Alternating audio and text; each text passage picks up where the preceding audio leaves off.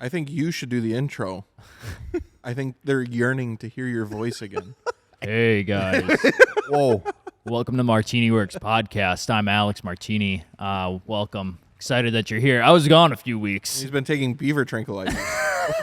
Beaver tranquilizers. How's it going, guys? Welcome back to the MartiniWorks Podcast. We're so happy that Minus you're here. death tips. I'm back, and because apparently things are getting a little bit too squirrely with me being gone for a few weeks. So I'm happy that you're here.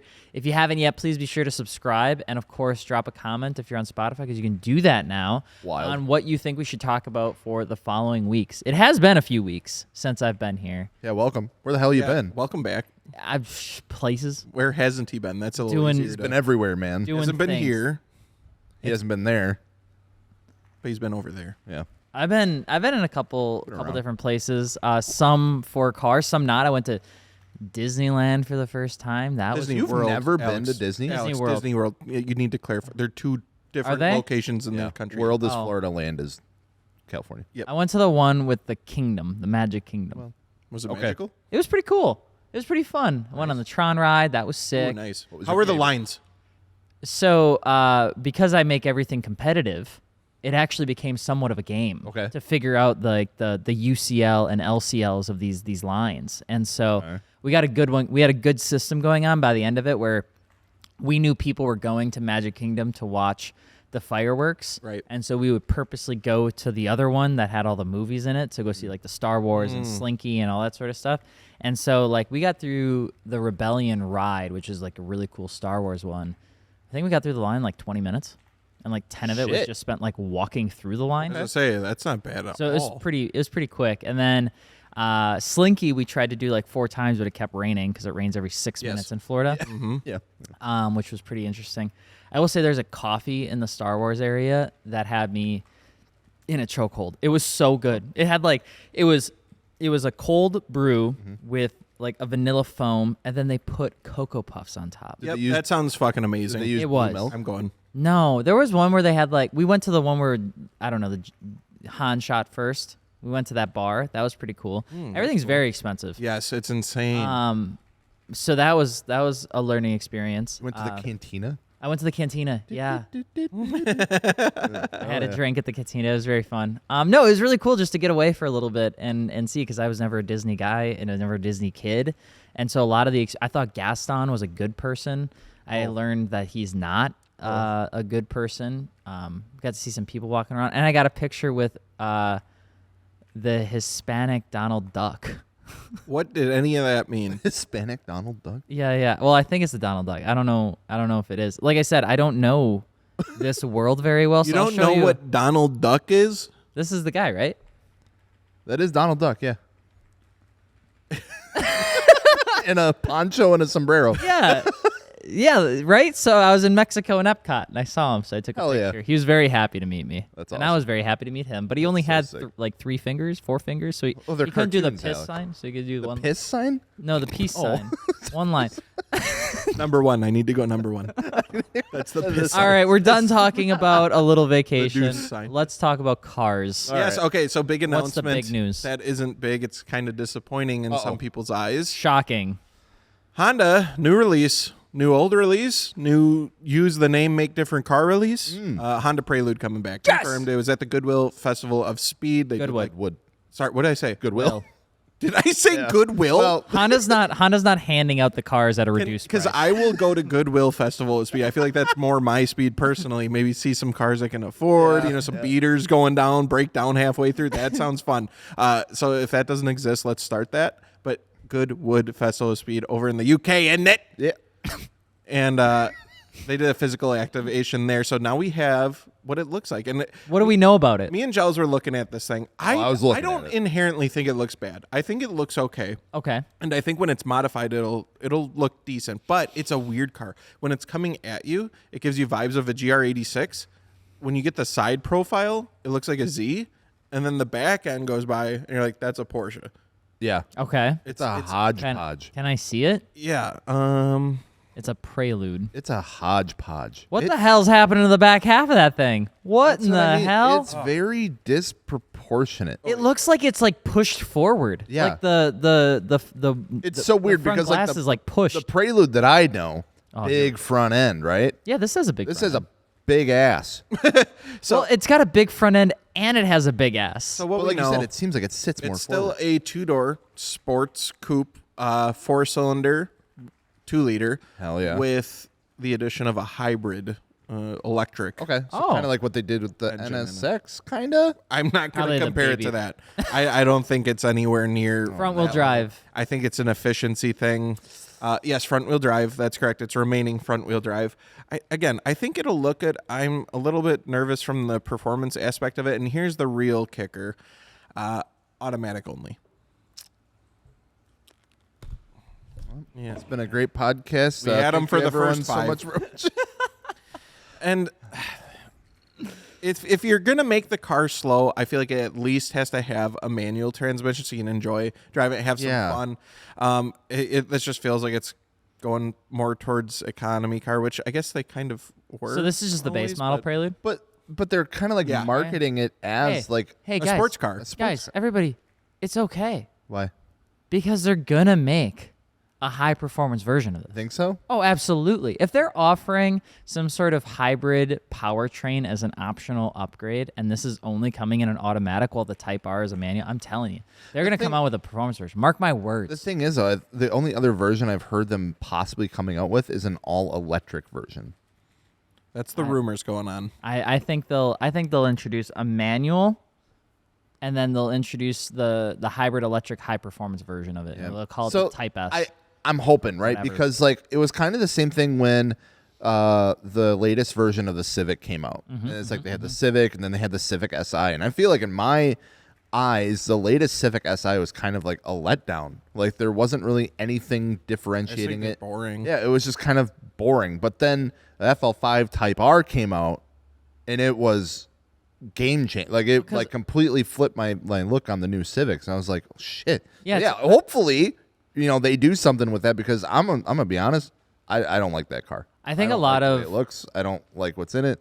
I think a lot of what Honda's doing is really trying to differentiate their high performance line from their standard line, which is why I think the SI was a little bit of a letdown and why the Type R was such a hyped car. Right. Is because they're really trying to break the two apart. I think some companies keep their stuff almost too close together and it can make it really hard to understand which model to get. But like even Toyota's done a really good job with that, where it's like if it's a GR, it is like their high performance variant. They don't have 9 million versions leading up to it. Yeah, Right. because like Honda does this. They have like the EX, the EL, the LX, the LEX Touring, the Sport, the SI. It's like there's so many different trim levels. I don't even know what the hell's I think going the on. SI and the Type R are the only ones you need to care about. Yeah, Yeah. yeah. For the most part. I will say though, the side from that, the glass to the back, that like side profile, 100% looks like a 350Z.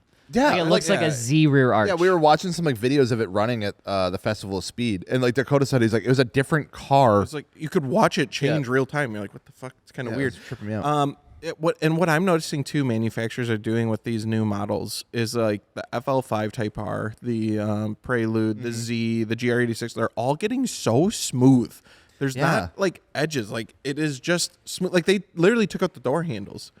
Like everything is becoming Damn Tesla. too round for me. It's Yeah. getting so bubbly. But again, I am holding back on this one. I'm not saying too much because it continues to bite me in the ass. Once I see these like lowered, modified, I guarantee you if this was lowered on wheels, had an exhaust, and it zoomed by me on the highway, I'd be like, wait a minute, what the hell was that? That was kind of sick. Yeah, it needs a fucking wing or Yeah. something. Like, I don't know what. The like rear's that, pretty stubby. yeah, It's a stubby car. it's like not stubby. Like it's like Alex said. Like it sits. It seems like everything's sitting really far forward, and then the back just takes forever to end. Well, the trunk itself, though, I'm saying is stubby. Oh, yeah. If you look, yeah, you're right. It has like a long roof line. Yeah, the roof line is. But then huge. it's just like, trunk. Dude, even the side skirts are like straight off like the new Z. It seems like. Yeah. And I don't know. This one's just a render. Interesting. I don't know. I'm excited. Like the Prelude is like a big name. My buddy back in the day had a Prelude, and I absolutely loved it. Like there's something just bombing around in a straight piped Honda that you just can't. Bro, not Prelude enjoy. Prelude enthusiasts are a different Yeah. breed of human. I hope this can encapsulate that like vibe of the Prelude and carry it forward. I just feel like it's another one of these cases where they're slapping a name on a car that it's a different car. It does. That's honestly what it does feel like. So what do you we'll think see. is going to? What do you think like the ideal Prelude customer looks like nowadays? Nowadays, I think this car is for someone that was considering a GR86, but they're okay with front wheel drive and they want something maybe a little bit cheaper. you think it'll be cheaper than GR86? Oh, Car yeah. and Driver here is reporting estimates. These are estimates. They are not final numbers. They can change, but they're reporting the like base model entry one at like 31, and then the Sport Touring at 38. $40,000 on a fucking Prelude. A lot oh of my God. fucking money for a Honda. Make me cry. You know what else you get for $40,000? That's too much. A Dodge Viper. All right.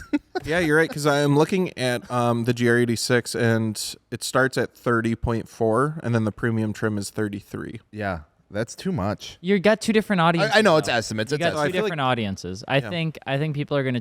I think an older gentleman is gonna choose the Prelude because they want a sport-ish looking car. Yeah. That's it. I don't think anybody's going to buy the Prelude that is like a automotive enthusiast looking to like really modify them. I think when the SI comes out, and I think when the high perform, that's when we'll come in. But I think that car right there is for the people that said, I just wanted something comfortable, kind of fun to look at, and looked sporty.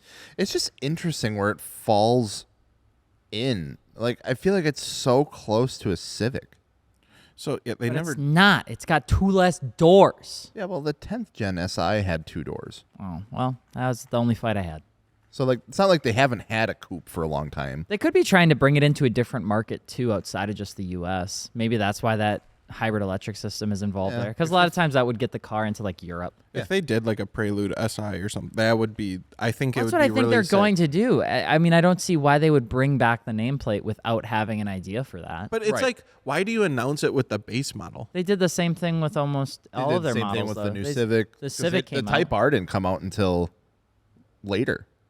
Yeah, Same with the SI. I guess that's true. yeah. I They was always thinking of it start like- with the base first, and then they do it. I was thinking like the Supra release, Right. right? They didn't like say, "Hey, here's the 4-cylinder Supra, guys," right. and then yeah. you waited a bit, and they're like, "Oh yeah, no, we have the 6-cylinder." But they too." did say, "Oh, here's the Super guys," and then they released a manual like 5. Yeah, that's 5 years later. You're right. So it's Yeah, like, I no, wasn't- no, wait up. We got a manual. Shit. Yeah, that's a weird one. So it'll be interesting to see. I'm biting my tongue. I think it's going to look dope. And I think there are going to be like car people that hop into it right away because I feel like there's always those people that buy a brand new car, instantly somehow get coilovers or bags and wheels, and like you get to see it right away at a car show. And it's I'm excited to see it. it's not something I would be in the market to No. buy. Should we buy one? No, I don't know. Maybe When do they become available? 2026. Yeah. Oh God, that's forever from now. Sky, Thank you, Sky. Sky, our guard dog, just going at it. He's not letting anybody in. He gets a little hesitant about mail.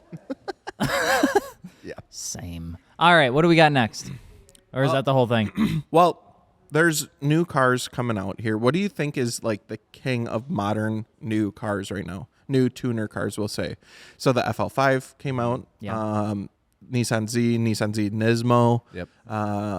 Manual Supra we'll throw in there because they're still pumping that out. Yeah. I do think the Civic Type R is killing it. I do think that they're a properly good, solid like tuner car that's like aged with its demographic almost. Yeah. Like it's you look at even just like the last couple years of it, like the FK8, super aggressive, very like a lot of aero heavy, like a lot of angles boy. to it, hot boy. And then it was like, okay, these people are in their 30s now. They want something a little more mild. Here's the FL5.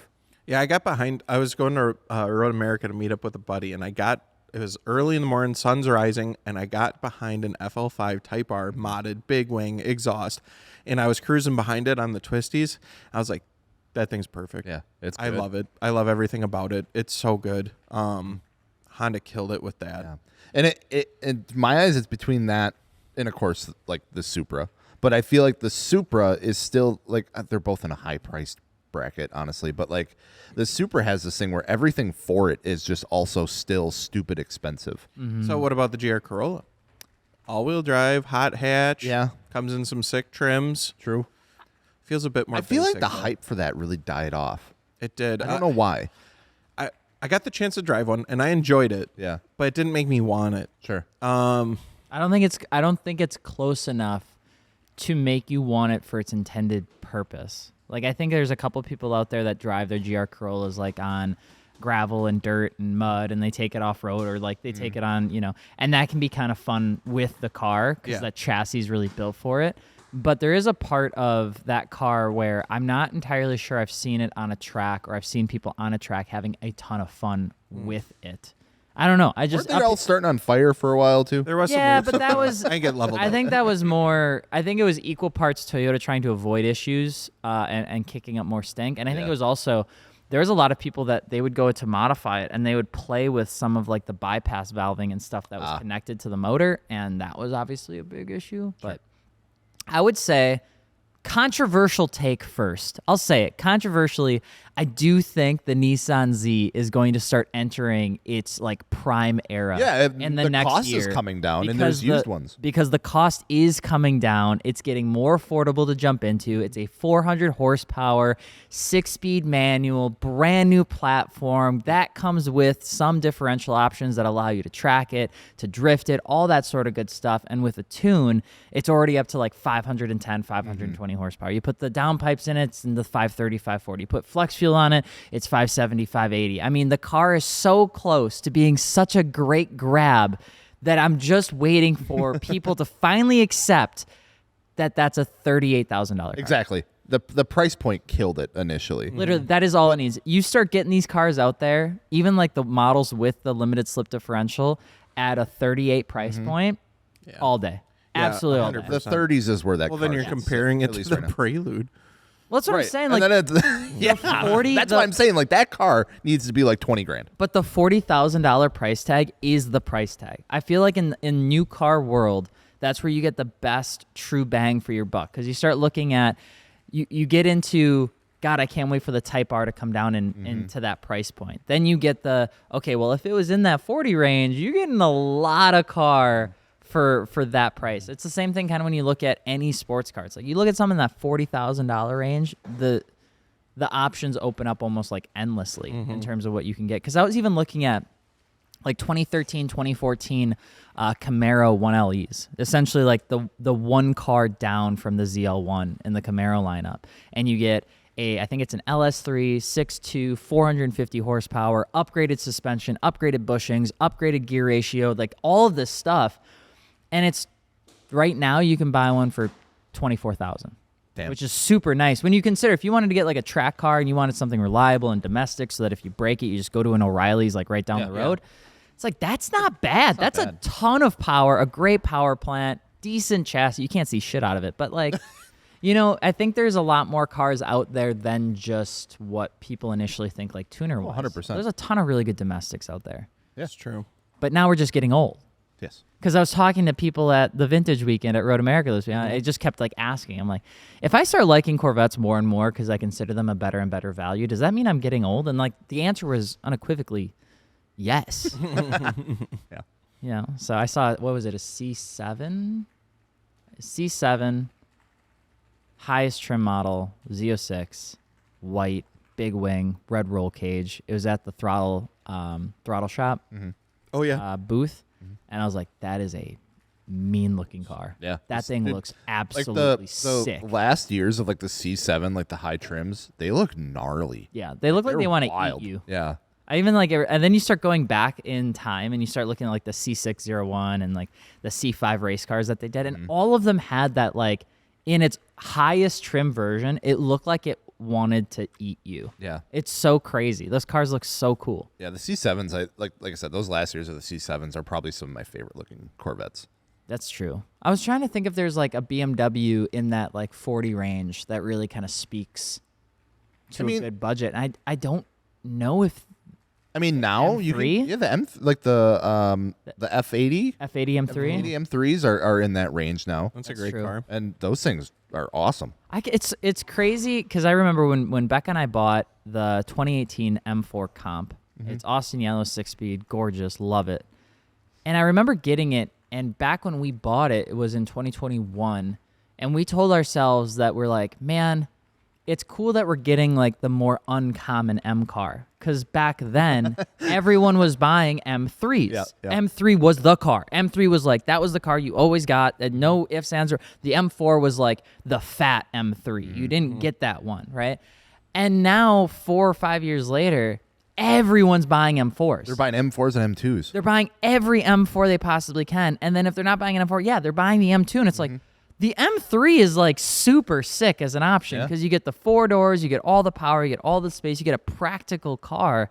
But everybody's switching to get the M4. And I'm just like, wait, I kind of like the M3 more than the new M4. Like, I think the new M3 looks sicker than the M4, in my opinion. But those are like $80,000. Yeah. I was going to say, like, the M2 that Lars had too, I feel like is down in that price bracket now. It's like it's a good pickup for like what you can get. A lot of people are having fun with those cars too, because it's the same thing, like downpipe, flex fuel. Dude, we got the How much is an M240i? M240i, which like the newest ones. Yeah, because the ones we were driving, They're like 30 to 40, I believe. that was a phenomenal car. Honestly. M240s are great. Yeah, cars. it was crazy because we got to autocross those, and I had a ton of fun in it. It's got the B58 in it too, Yeah. so like sounds really good. MSRP on that's 52. Yeah. But used, I'm sure you can pick them Yeah. up in the See, I think the high 40s. I think the high 40s. BMW is on the opposite side of the Honda issue that we just talked about, though, because Honda will release something like the Prelude and say, here's the base model, and then 4 months later they're going to be, okay, here's the SI, and then 8 months later they'll say, okay, here's like the Type R-esque version, right? BMW does this thing where they release these fleets of cars, and you have like a Easter egg amount of knowledge that you have to shift through to figure out what the hell did they put in what car. Because then like you get these weird scenarios where they'll be like, oh, well, that engine was put in that 3 Series in this country, so you can actually swap this super rad engine in this US spec car and you get 700 horsepower. And it's like, wait, what the fuck? Like, what happened? Whereas like the non-M cars, like even the 240i, the 330 was a great platform option because you had some. I just think BMW has a really cool but confusing history. Yeah, and there are performance engines. some gems in there though. Like, really, there are. Yeah. phenomenal cars. And the ones we drove, the M240i's when we were ripping them, they're on Continentals. Sure were.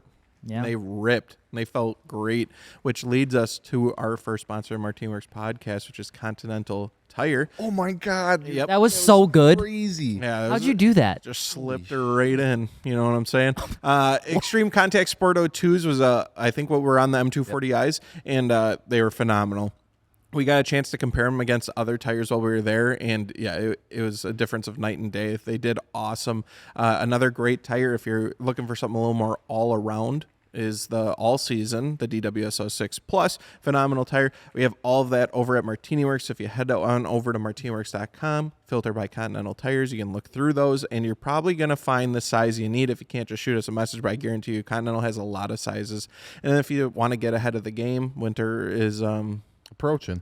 I don't even want to say it. I'm gonna say like it. saying You that. need Viking Contact 7s now Do it now. before they're all sold out. Don't be lazy about it. Get it now.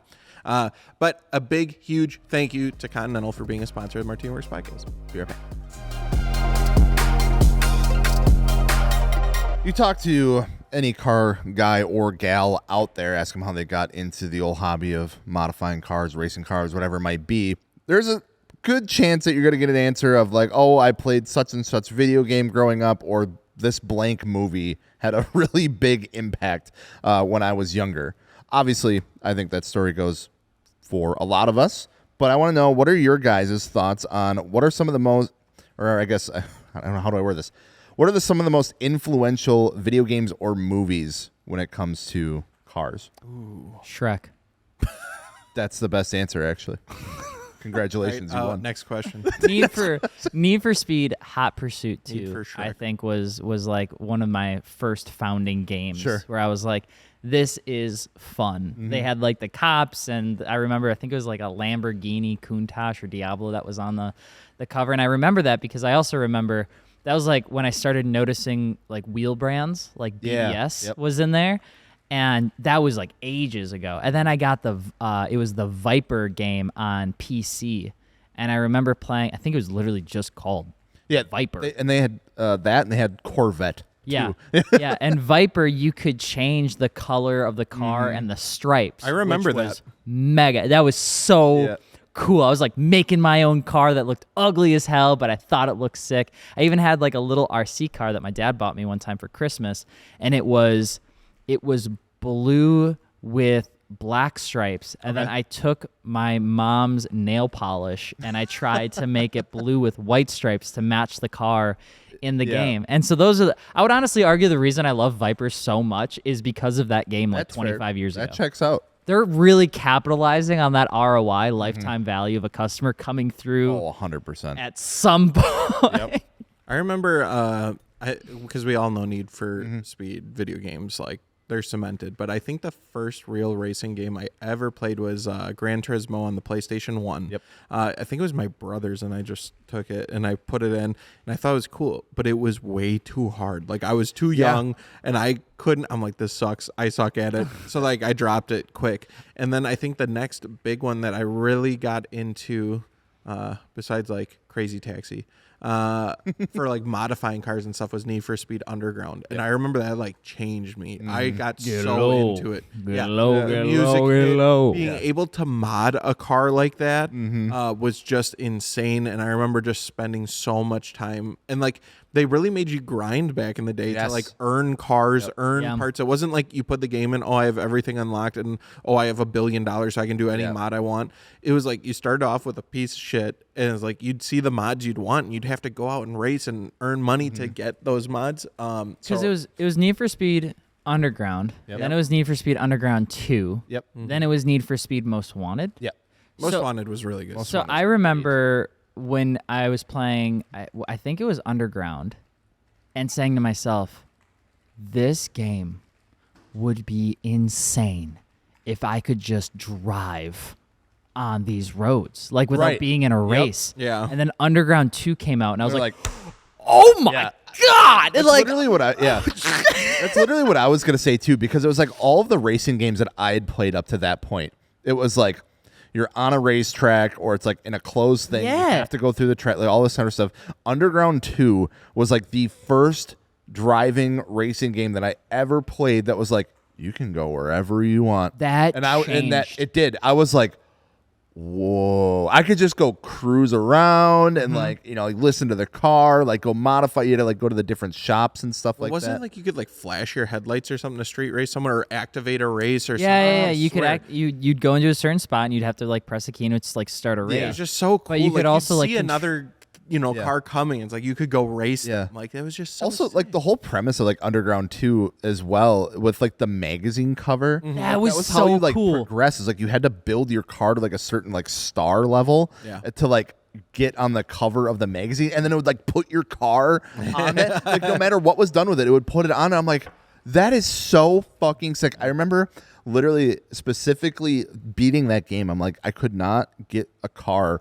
And like looking back on it now, that car was atrocious. Like it was a 3000 GT, and it was like gold, chrome, and white, and had spinners on it. And it, like I had to have all this shit because I'm like, I like how it looks, but it wasn't good enough for like the final thing. And I had to add all this shit on it. I remember that specifically. Wasn't Underground 2 also the game where you could morph like the body kits? Need for Speed Carbon. Carbon was the Bro, first. that was too much control. That was too much freedom. Yeah, that was too much. The auto sculpt.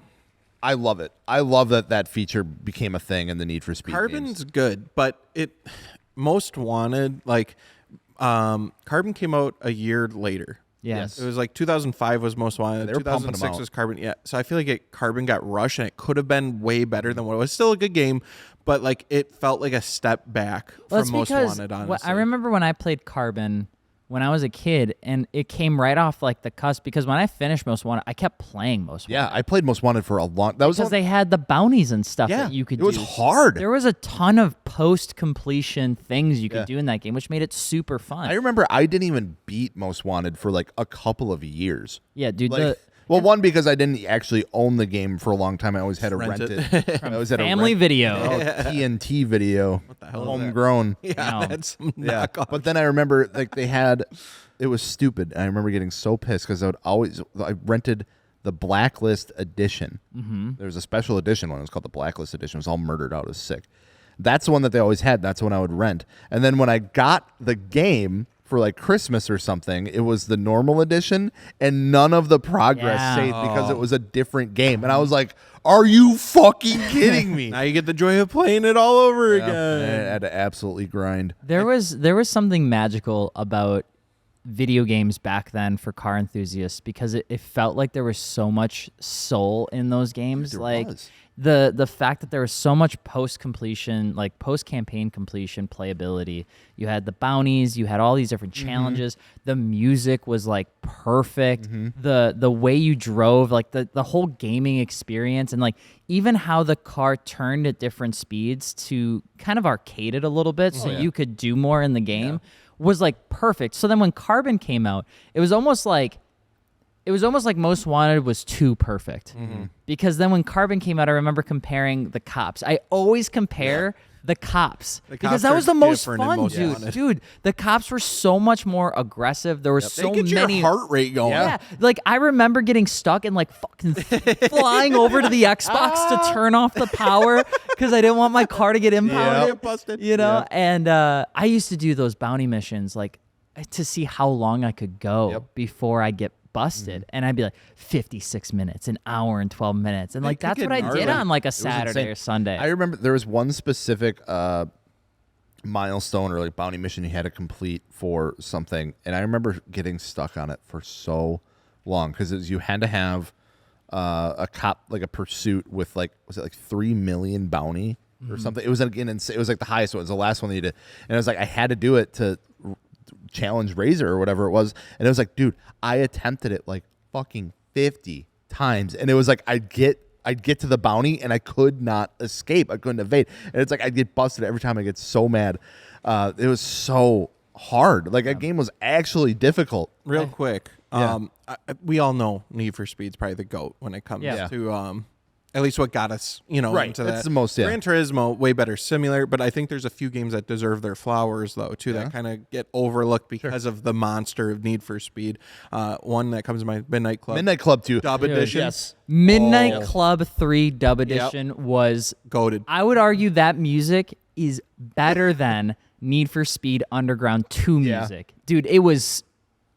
I would also say that they also had kind of like their own auto sculpt thing in there as well, where I remember you could specifically change like the width and like the offset of like the wheels to like get them like further out. And I was Didn't like, they also have bikes in that? Yeah, there was one of them that had bikes, I remember. Yeah. I vaguely Was it remember. LA? Midnight Club LA? Might have been. Another game. Now, this one I didn't play, but I remember watching my friend's older brother play it. Juiced. Never played it. I saw RX-8 I on know the it has an cover, RX-8 dude. on the cover. I never played it. I played it for like 20 minutes. Okay, so not that great. Mario Kart, goated racing game, say that. And then here's a big one that probably doesn't get enough love. Forza Horizon. Yeah. When they did the open world, they kind of changed up. They did motorsports for years, and I think motorsports is good and has its place. Yeah. But Horizon, I remember playing that, the first one. Yeah. There are people that have like made their entire career off of that game. Yes. Because that like introduced so many creators. Here's the thing. It's like that spawned a new age of car enthusiasts. It really did. You talk to like a lot of like the younger car enthusiasts now, or like people who are just getting into it. It's like, they're like, oh yeah, it was because of Forza Horizon. It Like made Corrado sales fucking spike. Yeah. It was like the what Need for Speed did to us is Horizon did to like a lot of like the newer enthusiasts, which I think is fucking sick. Because I remember too when I think it had been out for a bit and it became free on like Xbox, like Game Pass or something like that, or it was like it really discounted or something. And I remember playing it and I was like, this game is fucking incredible. Like the opening scene when you're ripping to the festival and the music that was playing, it was like, goosebumps. Dude, it did. I was like, how have I never heard of this? How is this a free game right now? Like, what the hell is going on? Yeah, I loved it. I thought the first two Horizons were my favorite. Yeah. Another really good one that gets overlooked, I think, is Dirt. Dirt was a good Dirt game. had some rally games. Sure. It was interesting, though, because they're heavily focused on like rally simulation, and I think that's where they really shined. And then with the newer ones, that I feel like they went for that more arcadey vibe, and with was it Dirt 5, I think, because that was the one we actually were in. We had some stuff in there, and we got to work with them, which was really neat. That was one of the coolest experiences of my life. I still thought that game was fun, but it was just so different and out of place from what Dirt. Yeah. That I think it wasn't as successful. I think there's like a balance that the video game companies have to do, which is, do we go more with the arcade gamification of this game, or do we go more towards like motorsports and simulator? And it's, I think Gran Turismo 7, after they fixed to like that initial launch, is the closest thing to both. Simcade, it's not, it's like it's Simcade, but it still takes elements of things you'd want to keep in mind. It has like drafting, it has tire wear, I love Gran Turismo 7. I think it's a phenomenal game. I still fire that up every now and then. Yeah, we've got into some heated races on there. We get locked into one that they're doing for the week, and we've had a blast. Yeah, they're fun. I think fun. And I think it's way more approachable than something like iRacing. And I will say, like, the vibe around like Gran Turismo has its own thing as well. Like, it's a Gran Turismo game. It's like there's this like, I don't know if it's obviously because it's like that like Japanese development or something Japanese, like that. Dude. It's like they are so like in depth on stuff, and it's just like, holy shit! Like, it always it's so has this like weird, artistic, like unique stuff to it, like the cafe, and like doing the cafe missions and the photo mode. Even though the photo mode's really freaking fire, like it works really well. It's such a unique. There's like an game, art style to it. It's just like GT7 takes its sweet ass time with everything, and you have to be okay with that. It's like, would you like to do which the thing? I like. It'll take you 2 hours. I kind of like unlocks. that. Every game right now feels so sped through, and I'm starting to enjoy games that come out where it's like, no, you know what? Take your time with it. You don't need to blow through it just to play online for the next. That's what bugged me about like the newest like Forza and like Horizon games. It's like even Need for Speed too. Like I got what was the latest one? Horizon 6? I think the newest so. one? 5? I don't know. It's up there. The Mexico one. It was. I bought it, and I was like excited because it looked really, really good. And it was like I started the game, and it's like, we've added 5 cars to your garage. Thank you for playing Forza Horizon 5. And it was like, I shit you not, a Bugatti Chiron, like some like fucking like STO Lamborghini. And I'm like, okay. Porsche GT3. I'm like, I don't have. You did nothing. You just have a crazy. All right. Another game. I hope you guys have played this one. Burnout. Oh, all about just crashing and mashing. Yeah. Burnout. What is it? Burnout 3 Takeout had the best takedown. Had the best intro song ever, bro. I remember the music was always the best part because you would like either let it play or you would skip to the main menu, and I always let the Burnout 3 intro play all the way through. I remember Burnout Paradise was like the what opened my eyes to like the Xbox 360 and why I needed one. Yeah, I'm like, dude, the graphics are so fucking crazy. This is insane. And you just crash for like 10 minutes straight. But that was the thing that Most Wanted coined with like the slow-mo that they were doing. Because if you like remember that, you go and you do the speed breaker through something to disqualify or to shut off the cop cars. It was such that era in video games too, because I remember like in a different genre, but like NFL Street, NBA, like you could get like a game breaker and slow down. It's like they figured out that you could do slow-mo in video games. Like, put this and everything. The people love slow-mo. It was the same thing in sick, though. One of my favorite shooter games that still nobody cares about is Matrix came out with a game. Oh, God. I think it was on the original Xbox or the 360. Yeah. And I played that game. It was like my 007. Yeah. And they had a slow-mo version. Dude, I used that thing. It was so cool because it was like, and you'd see it. Like, there was some Need for Speed games that got, like, they were pumping them out for a while. There's a lot of Need for Speed games. Did you play Undercover at all?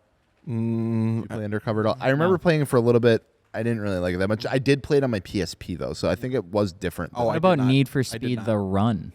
I didn't like it. I bought that because I was like, so we got. It looked cool. When I first got my 360, they came out. They redid Hot Pursuit. So many, like, dude. There's a lot of Hot Pursuits. There was like a new Hot Pursuit. I remember me and my buddy Luke that played that kind of fun religiously. Like, it was super fun. Like, the cars were really sick. But I'm like, you can't modify anything. Yeah, that's what. And then like The Run came out. And I was like, oh, sick. I'm gonna get that. I played it for a little. I hated it. I didn't like it. I remember seeing the cover. I never played The Run. Pro Street, fucking slaps. Is it? I never played Pro Street between either. Underground 2, Most Wanted, and Pro Street, those were the 3 that I played arguably the most. Pro Street like really dialed in like the auto sculpt thing. but then it was like it added the element of like professional, like almost like grassroots racing to it. You started out in a clap 240. Good. Like As you should. as you should. Yeah. And it like that was the whole thing. And you work your way up to like beat like the guy that's been running this shit forever. And it was super cool. It had like drifting, it had almost, I would argue, like more autocross like stuff. They were like really short circuit races, and then they had like these high speed races that like you go out in like the desert, and like it was just a super high speed, lots of straight lines, shallow turns, and those races were crazy. And it was like if you could pull ahead of someone enough, you would win. Otherwise, you beat them to the finish line. But they were long, like super long, high speed sprint races.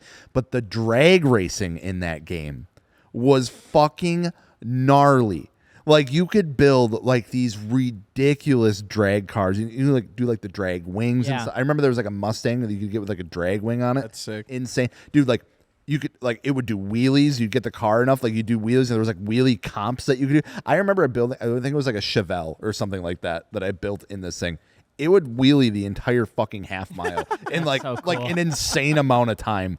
But like if you crash though, like it did like the whole like fucking like rolling animation. It was like totaled, you know, like all that kind of stuff. And the high speed ones too. If you went off and you hit too fast, it would total your car and you would have to restart. That's cool. It was crazy. A good game. Can I ask a question? We're gonna speed round this. Okay. Oh God. Okay. I want you guys to give me out of 10 All right.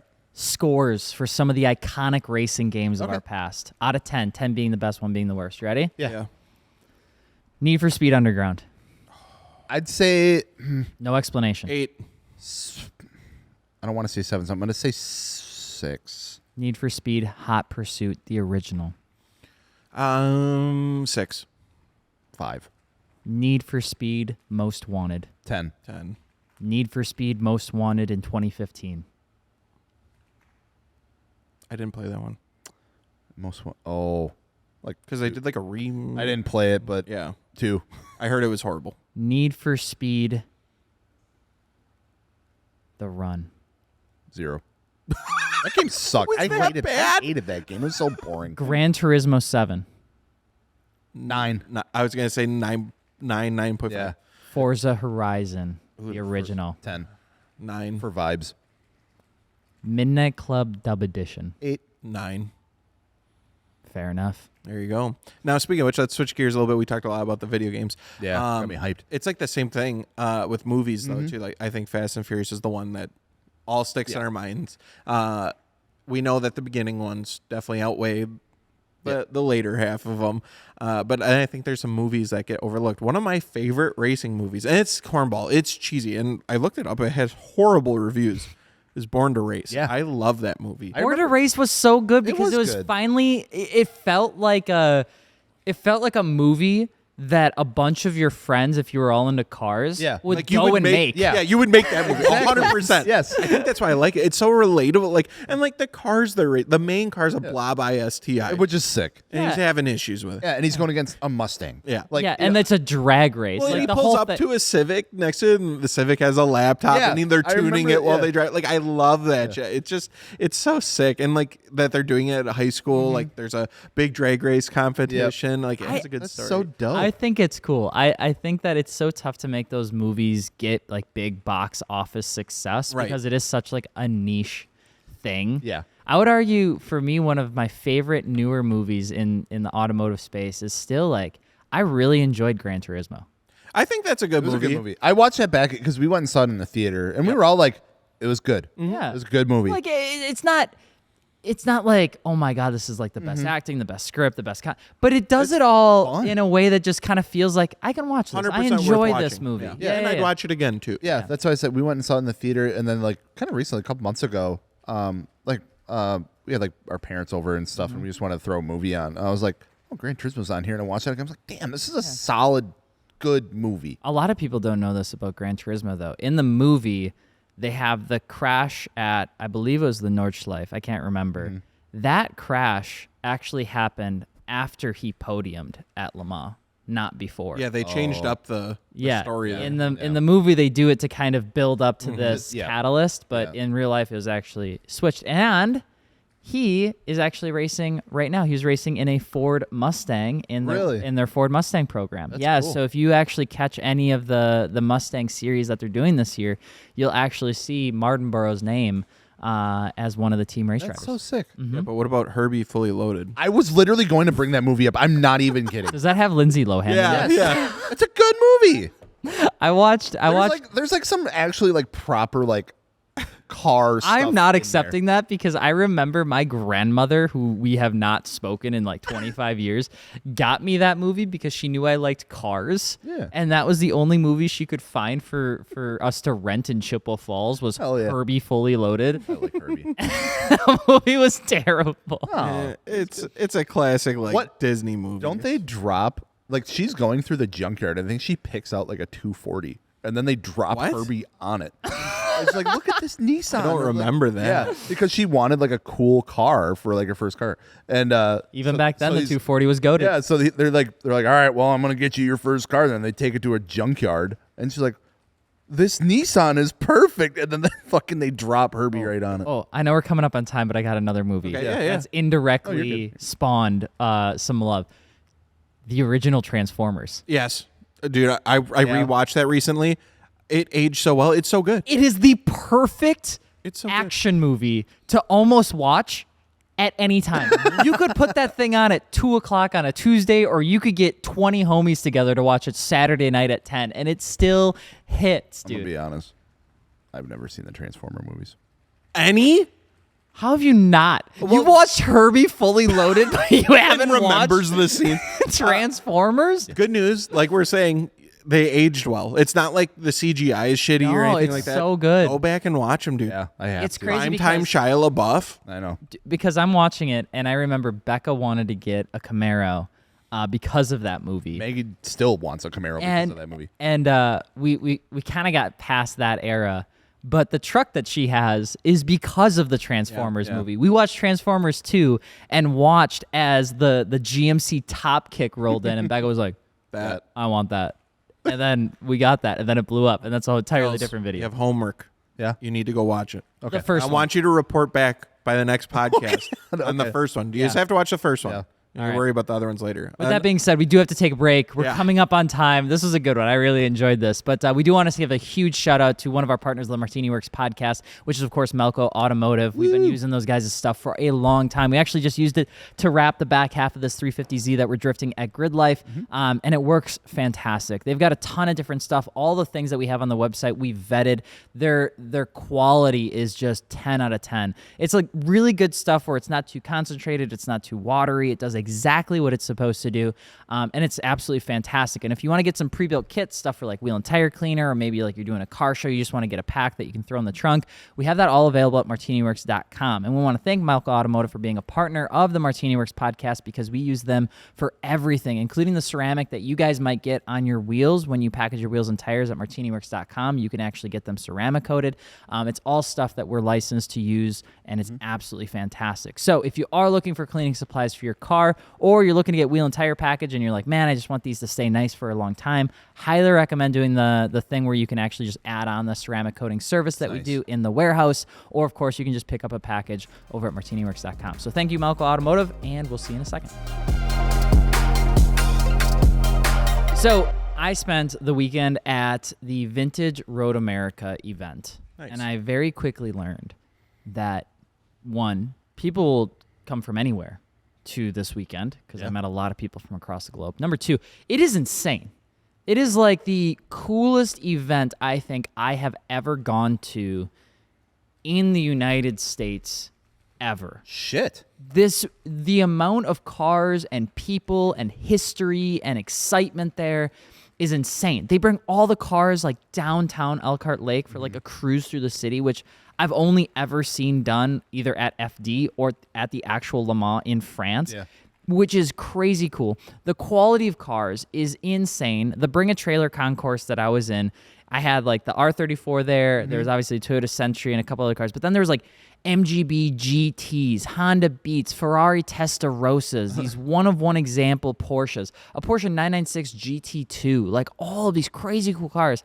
And then you go over into the pits, and there is cars driven by Ralph Schumacher, like Michael Schumacher's brother back in the 80s. There's ex-Formula One cars. There's Lolas. There's Datsuns. There's all these neat things. And it got me thinking, like, what are some really weird cars that either you just grown to like or cars that you never even knew existed in the first place? So I'll start off, and then I want to get your guys' thoughts. Like, what are weird cars that you love?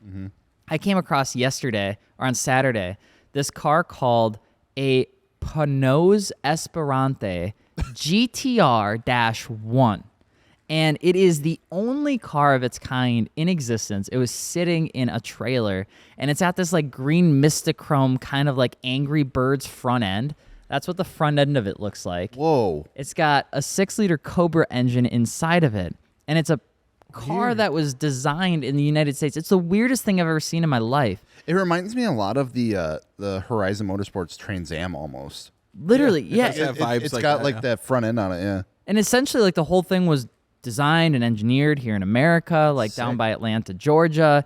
It's all carbon fiber. It's the street version is slightly like detuned from the race version, but it is such a weird looking car. It is so long that I didn't even know that. I thought it was actually like a prototype car. Yeah. Like, yeah, here's what it looks like just from the front. It's cool. Like, it almost gives me Viper vibes too. Yeah, Just like the door sills. Yeah. So Long hood. so long. And yeah, the inside's all like caramel, peanut butter, this, that, and the other thing. sure. But it was really cool to look at. And I saw it and I was like, man, I know nothing about this car. And the owner goes, yeah, most people don't. And so I asked him a bunch of questions about it. And he said, there were 2 that were produced for homologation purposes for Le Mans, but they only made enough parts for 1. And this is the one. Gotcha. And so it's the only one left in existence that they say that is available to drive on the street. Wow. But the back end of it is equally very rad. Like no glass, no anything, just this whole thing. Imagine with if you some vents. rear-ended that thing. It's like, yeah, there's no parts for this. You have to Insurance make like them. you rear-ended what? We have that in our system. Dropped. All right, Dakota, what do you got? It's not one necessarily I love, but I think it's interesting. It never gets talked about, and I seen one the other day. Was the Chevrolet SSR, weird car truck thing. yeah. Retractable hardtop, can come with a 390 horsepower V8 and manual transmission. Yeah. That's pretty freaking unique, and it's such an oddball thing for Chevy to make because it looks like it's like a resurrection of a something old. Yeah, but it's not. It was that era. It's just its own thing. There's the PT, the HHR, the SSR. Like they were just doing that. Yeah, like it looks like a callback, but it isn't. It's just a goofy, quirky vehicle. But the fact that it can come with this big 6-liter V8 and paired with a manual transmission and a retractable hardtop is just super quirky, and I enjoy that. That's kind of neat. You want to know something weird about that? Yeah. I might have said this on here before, maybe at least told you guys. There was a company back home, manufactured like big machines, huge machines. It was a big, one of the biggest like employment things up by us. Huge. And they had like for their employees, like during the summer, it was called an SSR award. So it was like they pick one person like per month, and they do this huge thing. They bring their family in and like to give them, like present them this award for like they got nominated for this, and then like this is why. So like this like did like a really good job or something like that, or like went above and beyond. And it was called the SSR award. And then you got like the CEO's like he had a collection of like random cars like this. Had an SSR that you would get to drive for like the week, and like all the gas was paid for. You could go like get food and stuff like that. But it was a fucking SSR. That's so weird. And eventually, like I interned here like every summer, and eventually like opened up to like, okay, you can choose between the SSR or there was like a Camaro or something other than that too. But because they started doing multiple people per month. But it was just such a weird car, and like they had this whole award around it. Yeah. So like that's always stuck with me. The SSR and like the Ford Flex always sit in just I like, love a the very Ford weird Flex. spot for me. I got to when the Ford Flex was being announced, I got to sit in one at the Chicago Auto Show, and I couldn't believe the amount of room in the rear. It's like in a little apartment complex on wheels. And then those are cool too because they can come with the EcoBoost and they can come all-wheel drive. Like they're kind of a jack of all trades and kind of slept on because you can get those things for dirt cheap. That's the thing about it too, is it is so ergonomical for being able to do anything. Because like the back seats fold down almost perfectly, and you've got a ton of space, and you got a ton of vertical space too, which is really, really nice. And you don't own a van. You can give them for like $8,000, and then like they have the trims too, because they made them for a while, so they got a little bit newer, and then you can get the high trims on it, and it's like a really nice vehicle. It's kind of crazy. Yeah. Gels, what do you got? This one was opened up to me by we were talking about video games before. It was Horizon 4. The Lancia 037. I gotta look this up. Super fucking dope. I want one really bad. Lancia? Yeah. Ooh. I love the look of that car. I think it's so sick. That's like the rally sporty car. rear rally, Yeah. really tall rear duckbill on the back, right? It's Yeah, that thing's sick. sick. I want one. That is cool. All rally cars are cool. Lancia was. I never know how to pronounce it. I feel, Yeah. No, it's okay. I feel like Lancia is on or was on some form of like drug when they were For a while. making Dude, like in the 80s some and of those shit, it cars. was just crazy. Well, No like- one knew what was going on. Google says it's pronounced Lancia. Lancia. Oh, I was close. Well, I'm sure we're all wrong. We are. We're from the Midwest. Yeah, we're so not gonna anything say we it right. pronounce is incorrect. Yep. And everybody on the internet's quick to tell us. Yeah. I would say back then it was cool. The S4, I think it was. Lancia was on, I think it was the S4. Don't quote me on that. But when they decided, they're like, okay, we need all of the top end power. We need as much of it as we can. But we don't want to wait for boost to build. Yeah. And then there was like 3 engineers in the corner like, hello, what if we put a supercharger on the engine and then a turbocharger as well? And they're like, can we do that? Sure, why not? It's in the right group. We can do whatever we want.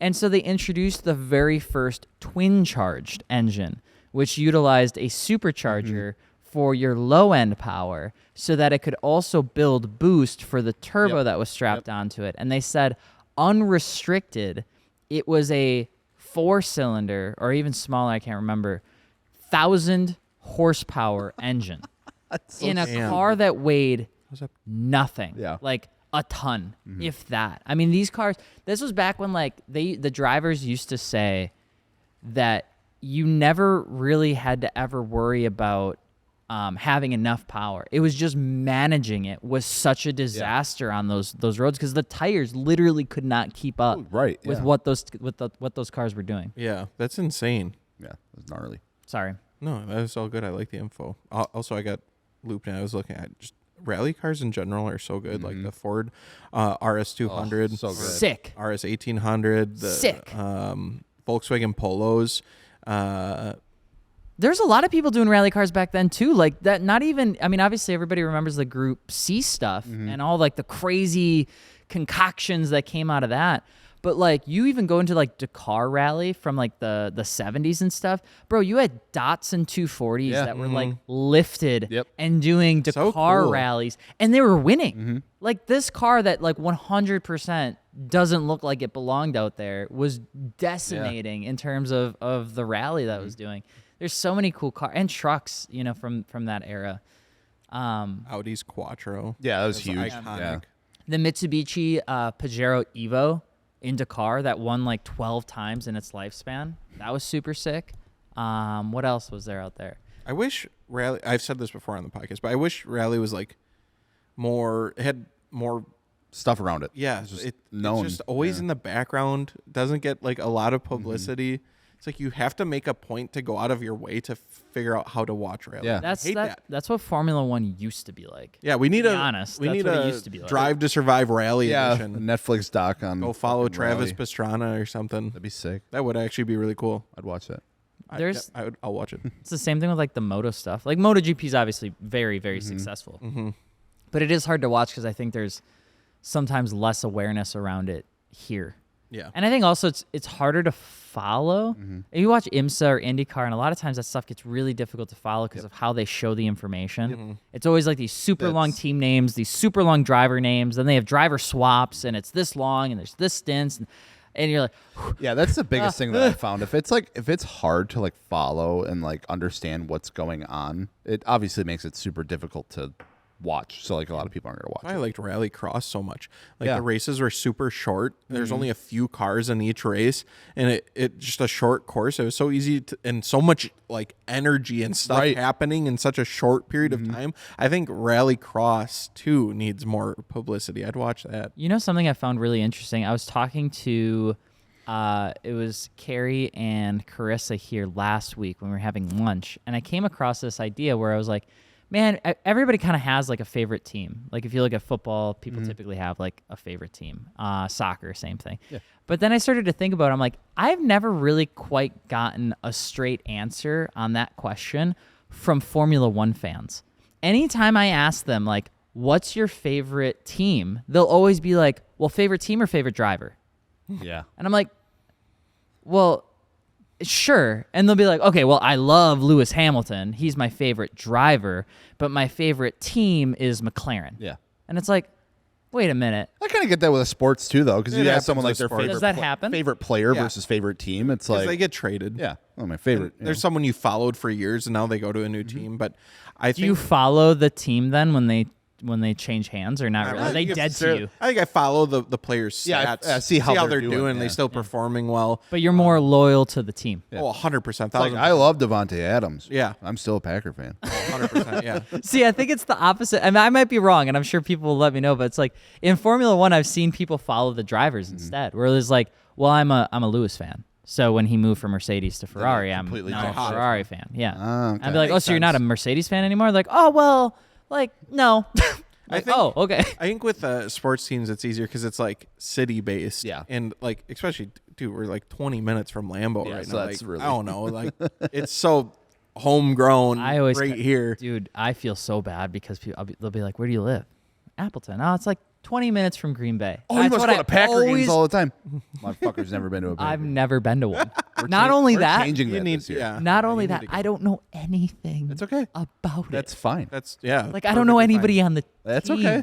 It's And- still hype, And so You'll have a good time. I Remember always when we went to the soccer game and had a good time? It's like Yeah. that. but like 10 times more fun. Yeah. I feel bad because Josh from Continental and I will talk, and he's a big football guy. Yeah. Like, and I always feel so bad because he has so much information about this activity that he wants to engage with me, you're like, just like- with, and I don't know anything about. I don't know what to do. That's how I feel about Formula One. Formula One's so hard to follow. I, feel yeah. like, dude. I don't know. I can't get into it. I respect it, Yeah. and I think it's cool. It's I think wild, how yeah. fast they're driving is insane, but I just like I don't know Get what it into is. the I just can't. competitiveness of There's watching a thing in Formula One, which is controversially, I'll say, that there are people that watch Formula One for the racing, and now there are people that are involved in Formula One for the drama around Formula One. Now there's all these offshoot things happening, and it happens in every sport. You know, like the fact that anybody can sit on a podcast and talk about sports for like 9-10 hours a day, 7 days a week, 365 days a year, goes to show that they're not just talking about Yeah. the game itself. there's a lot of and drama. now that's happening with like Formula One now too, where it's like you can go out on TikTok or YouTube. There are people talking about F1. But that's how you know, like you said, Every day. it's getting big and it's getting into the public because they need stuff to talk about. So they are talking about Yeah. it because people want to know about it. Yep. It's like, yeah. And people are like, oh, they shouldn't talk about that. They should just focus on the racing. It's like, well, at the end of the day, the more attention it gets the more unilaterally, the more people are interested in, Yeah, the no better matter it is why, for yeah. everything. Yeah. The more money and funding that those can get, the bigger, the better the races and everything else will be. So just Yeah. be happy it's being talked about because, like, again, rally, it's so, and I would love Under the for radar, that to huh? be. you don't really gain anything by being a gatekeeper, really. No. I will say when I was at Disney World, I saw, not Land, Disney World, Nice. Very good. there was a lot of McLaren t-shirts. And you can kind of tell like who's a newer fan versus who's an older fan because typically like the team that's doing Who's the big best. driver in McLaren right now? Lando Norris is what people would know McLaren for if they've been a part of it for a while, but Oscar Piastri is really like the driver of choice right now. Okay. He's Is that where like a lot of the hype is around? yeah, and there's a lot of news around that, which is like Lando's an emotional driver and Oscar's a very like objective driver and Max is like a attack dog, and then you've got all this drama around Red Bull right Wait, now. So who's the bandwagon to follow right now? Is it McLaren? Yeah, I would say if you are if you are new and you wanted to jump into a safe team that people might criticize, but McLaren would probably be the team to go to. Is it because they're performing the best right now? Okay. Yeah. It's kind of like being a Patriots fan. Yeah, that's what I was going to compare to, like Tom Brady, Patriots era. New Patriots bad. That's the worst in the world. But, so, like, last I knew of F1, Max Verstappen was the guy, and Red Bull was taking over. So that's no longer. He sucks now. No. So Max Verstappen is still, and there's opinion in this. There's opinion. But I would still argue that Max Verstappen is one of the best Formula One racing drivers in the world, like of all time, in the top 5-10 list that you could put him in. He just has a really bad car, and he doesn't have the strongest team that's keeping up with some of the things that are happening right now. Well, he's still with Red Bull, which is their own team. Like what? Yeah, Red Bull Racing is like their own team. Now they get their like engines from different places, or like Honda came on as a technical partner. Ford Performance is trying to come in on the other side, and they'll be doing like a more full suite support in 2026. Gotcha. The trouble with F1 is the driver is obviously incredibly important, but like your chief engineer, your team principal, your aerodynamics, lead of aerodynamics, those people, like the Adrian Newey's of the world, the people who design these cars, they are like the most important people to have on your team. Because if you can dial it in and then you can get a driver to perform on it, you win. Sure. But when you start losing your technical experts in their various fields, which is what happened with Red Bull, is like Adrian Newey left, and then these other people started to leave. It was sort of kind of a signaling to Red Bull that either Christian Horner's really doing something wrong, or people are losing faith in the direction of Red Bull racing. Okay. And that's where they're at now. That's why the Max switch to Mercedes is as serious as it ever has been, because Max loves to race. He's always been known as a guy that just loves to race. That's all he wants to do. He doesn't care about anything else. Sure. And so if he doesn't have a strong car, they have exit clauses that essentially say if he places, fourth or below in constructors, he's eligible to leave. If blah, blah, blah, blah, blah. And so Max is still a fantastic driver. He's one of the best. I think it's a car thing right now. Sure. Interesting. And that's why, like, in Formula One, they have two cars, right? They have, and they usually have, like, their champ driver, and then they usually have, like, novice, like, youth, kind of like somebody to learn. So for every George Russell, you have a Kimi Antonelli. But in this case, Max is the only one that's really able to drive that car and get it to points. Everyone else that has been in that second seat has failed. And so, like, there's this huge thing going on right now, and why people can talk about it for 8 hours. I just spent 5 minutes talking about it. So that is kind of like the true exposing thing. It's like he's getting to where he is because he's just a good fucking driver. That's what everyone's saying. He is pushing a tractor to points, is essentially what people are saying. How does the car get that bad, though, if just a few seasons ago he's winning every race? How does it just... Did they change up the car entirely? I have so much to share on this. I'll give you 30 seconds.